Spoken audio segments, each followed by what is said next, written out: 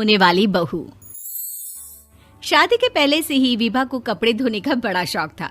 कभी नल के नीचे तो कभी तालाब के पास। अरे मेरी नीली वाली लुंगी नहीं दिख रही है। विभा की अम्मा, कहाँ रखी है लुंगी? अरे वो तो विभा ने परसों ही धोकर रखी थी आपकी अलमारी में, देखो वहीं होगी। वो ना मैंने आज धो दी, मुझे लगा कि गंदी हो गई होगी। अरे कैसे गंदी हो गई थी, उसे तो मैंने पहना भी नहीं। हे भगवान, इस लड़की के कपड़े धोने की आदत से परेशान हो गया हूँ मैं। जितना तो घर में राशन नहीं आता उससे कहीं ज्यादा डिटर्जेंट पाउडर का खर्चा है। इसकी शादी करवा दो, शादी जाए अपने घर में ही करे काम, फिर चाहे घर के कपड़े धोने हो या पूरे गांव के। हाँ ठीक बोल रही हो, देखता हूँ मैं कोई लड़का। वो दिन भी आ जाता है जब विभा को देखने लड़के वाले आ जाते हैं। लड़की मुझे अच्छी लगी। होने वाली सास कहती है, बेटी अगर कुछ पूछना है तो पूछ लो। वैसे तो हमारी लड़की बहुत ही शर्मीली है, जो बोल दो वो मान लेती है, इसे क्या पूछना होगा। अरे कैसी बात कर रही हो माँ, मुझे इन लोगों के घर रहना है, सवाल तो कई है। हाँ हाँ बेटा, पूछ लो ना, क्या पूछना है। आप लोगों के घर कपड़े कौन धोता है? सास का मुंह बन जाता है।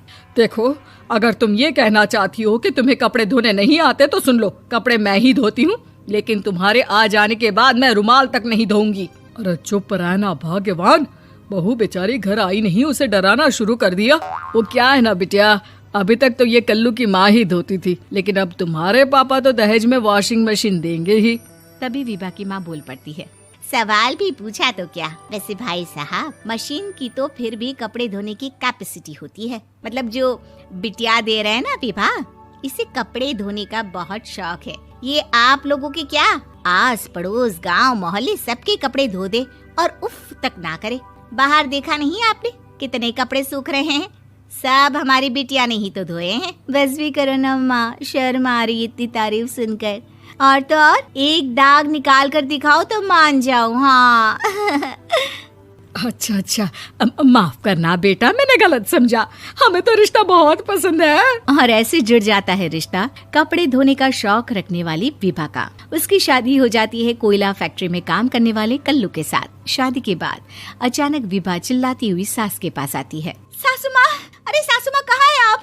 ये तो धोखा है, धोखा दिया आप लोगों ने मुझे। इसे ससुर के चक्कर के बारे में पता चल गया। अरे तो उसमें तुझे क्यों धोखा मिला है? अरे नल में पानी नहीं आता, कपड़े कैसे कब धुलेंगे? अच्छा अच्छा, तू पानी नहीं आ रहा उसकी बात कर रही है। तो आपने क्या सोचा? कुछ नहीं। अच्छा, तेरी माँ ने कहा था कि कपड़े धोने का शौक है तुझे, याद आया मुझे। शौक शौक बोलकर कपड़े धोने वाले मेरे जुनून को कम ना आके सासू माँ, कपड़ा धोना मेरा गुरूर है। तभी पति भी वहाँ आ जाता है। अभी अभी मैंने इसे सनी देओल की फिल्म दिखाई है, उसी के डायलॉग मार रही है माँ। अच्छा सुन, साफ साफ बता रही हूँ, पानी सुबह 4 से 6 और शाम को 10 से 12 आता है, समझी? विभा टाइमिंग सुनकर हैरान हो जाती है। ये क्या भूतों का मोहल्ला है? सुबह 4 बजे उठकर कौन कपड़े धोता है? 4 बजे टंकी में पानी जाता है, फिर सारा दिन धोना ना, किसने मना किया? अरे कैसी बात कर रही हैं? 200 लीटर की टंकी में कितने कपड़े धो लूंगी मैं, सुबह ही उठ जाऊंगी मैं। अब क्या था, विभा सुबह 4 से लेकर रात के 12 बजे तक कपड़े ही धोती रहती। एक रोज सास पड़ोस से निकलकर कहीं जा रही होती है कि साथ वाली कहती है, हाँ कल्लू की माँ, जरा ये बताओ कि 2 साड़ी है, 2 ब्लाउज और एक पेटीकोट और एक नाड़े वाला लंबा कच्छा। हाँ तो? अरे तो क्या, कितना लोगी धुलाई ये बताओ। धोबन दिख रहे हैं हम क्या? हमारे पति सरकारी नौकरी से अभी अभी रिटायर हुए हैं और बेटा सुपरवाइजर है कोयला फैक्ट्री में। धोबन समझ रखा है हमें। हाय रे कल्लू की अम्मा, माफ कर दो, वो तो मोहल्ले में यही सब बता रहे थे कि तुमने बहू को कपड़ा धुलवाने के काम में लगा दिया है। सास को पड़ोसन की बात सुनकर गुस्सा आ जाता है। वो घर पहुंचती है जहां घर के बाहर ही इतने सारे कपड़े सूख रहे होते हैं जितने कि किसी धोबन के घर पर। अरे ओ कल्लू की दुल्हन, बाहर निकल। माँ जी यहीं आ जाओ, बाथरूम में चादर धो रहे हैं हम। अरे अभी हम धोते हैं, तुमको बाहर निकलो। ये आस पड़ोस वाले बोल रहे हैं कि हम बहू से कपड़े धुलवा धुलवा कर उसे कपड़ा धोने वाली बना दिए हैं। अरे छोड़ो ना माँ जी, किन लोगों की बातों में आती हो? आस पास के लोगों का तो काम ही होता है कि वो किसी तरह सास बहू को लड़ा दे। बहू सारे घर के कपड़े धोती है, ये क्या कम है? बोलिए।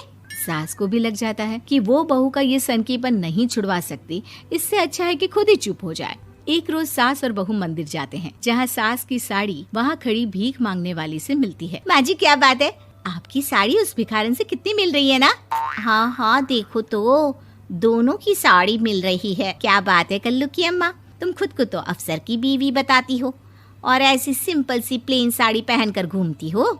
सिंपल और प्लेन नहीं है ये साड़ी। तो क्या सोने के धागे से फूल बने हैं?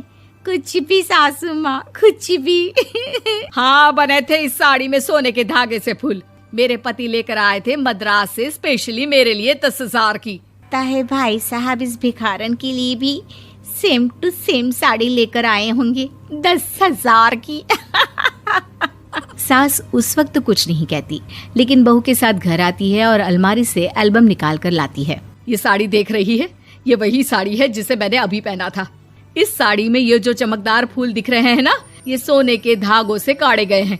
लेकिन तू लोकल वॉशिंग मशीन ब्रश से घिस घिस कर सारे फूलों को निकाल कर साड़ी प्लेन कर दी। मुझे माफ कर दीजिए सासू माँ। और तो और, जब मैंने तुझे तेरी गलती के लिए कुछ नहीं कहा, लेकिन तूने तो सबके सामने मेरा मजाक ही बना दिया। क्यों? बहू को समझ में आ जाता है कि अब से उसका कपड़े धोना बंद।